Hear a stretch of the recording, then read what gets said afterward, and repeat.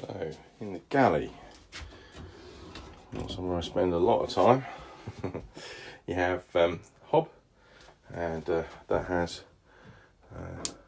its own electric ignition. Like most gas hobs, push the knob in, turn and hold, press the igniter to light the flame. You have to hold the knob in for a few seconds just to heat the flame failure up. If you let go of it instantly, it will go out. So hold it for a few seconds and let go, and you should have a flame that continues to burn. If the flame goes out for whatever reason, then the flame failure device will cut in and turn the gas supply off to the hob.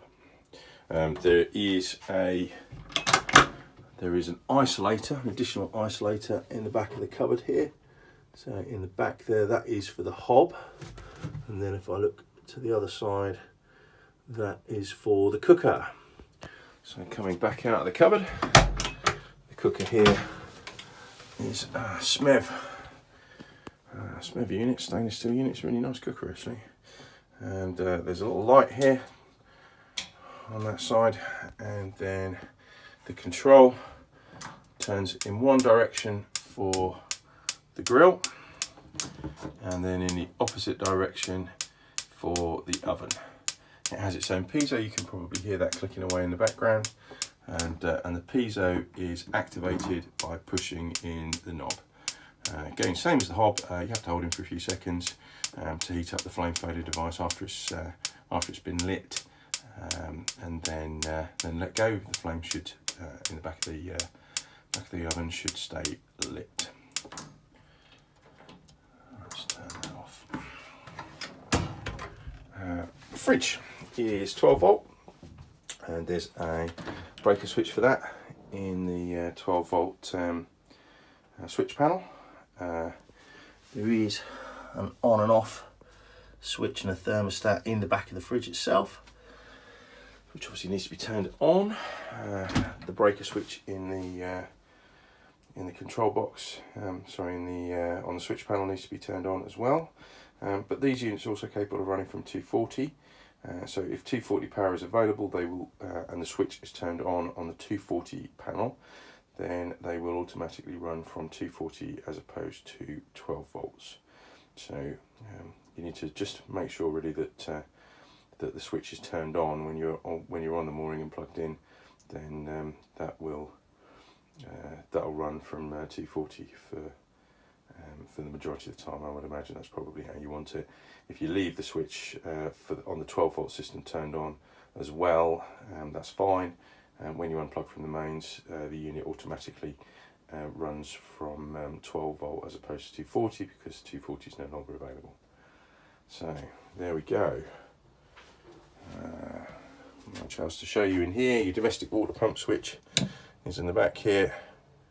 There's no water on board. I may leave it that way actually, Bob, because it will transport a bit better without water in the tank, so you probably do need to put some water in it when it arrives. Two lots of sinks, and they're under these Avonite lids. Oh, sorry, telling you fibs. There's one sink and a drainer. So with the domestic water system turned on, oh, there we go, some water in it. Right, sorry, my mistake, there is water in it. So with that switch turned on, all the taps are going to be live. The toilet's going to be live in the aft end of the boat, and there is no need to turn on and off on a regular basis. You know, if you turn it on, you should just be able to leave it on and use the taps and all the domestic water fittings normally.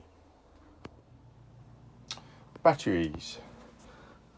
Your batteries are under the saloon sofa on the starboard side of the boat, so just inside the companionway to your right, and they're actually under the floor, under the sofa box, so you can put things on top of them. There's a board that sits on top of the actual battery box itself, and it's a pretty useful, handy storage space anyway. So I'll just put that back together again and show you with it all put back together. So gas locker is located under the aft seat in the cockpit on the starboard side. You've got 2 bottles here. They can both be turned on and pressurised at the same time. You always need to have 2 bottles attached to the system. And you turn the gas on by opening the valve on top of the bottle. Now the regulator is quite a clever device. It's an under pressure, over pressure device. So it has a trip which occasionally cuts the gas system off. To reset this, if you think that might be the case, you unscrew the clear plastic clap on the top of the regulator and pull up this little plunger button on the top. Tripped plunger drops by about 1 centimetre. So just get hold of it, pull it up, and it'll click into place. It's like a gas trip switch. That might have tripped itself if you turn the gas system on very quickly.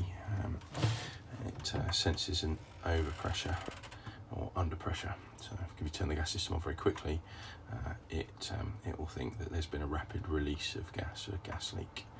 So there's an isolator valve on the bottom here, which is on when it's in line with the pipe.